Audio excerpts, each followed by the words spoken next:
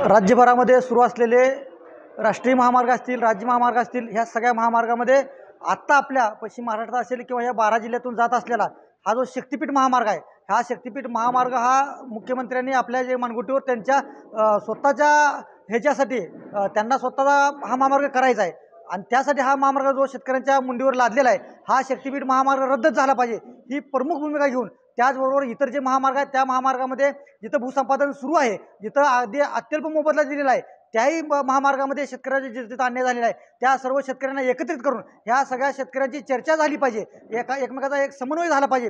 म्हणून आज सांगली येथे शेतकरी कामगार पक्षाच्या कार्यालयामध्ये शेका पक्षाच्या वतीने आज आम्ही एक कार्यशाळा आयोजित केलेली आहे। या कार्यशाळेमध्ये 2 सत्रामध्ये ही चर्चा सुरू आहे। त्यामध्ये पहिल्या सत्रामध्ये मान्यवरांचं आज मार्गदर्शन झालेलं आहे। त्यामध्ये डॉक्टर भारत पाटणकर यांनी सुद्धा विस्तृतपणे मार्गदर्शन केलेलं आहे। त्यांनी हा लढा तळागाळातून कसा उभा करायचा आणि आलेलं हे मानगुटीवरचं भूत कसं उलटवून लावायचं याबद्दलचं विस्तृत मार्गदर्शन केलेलं आहे।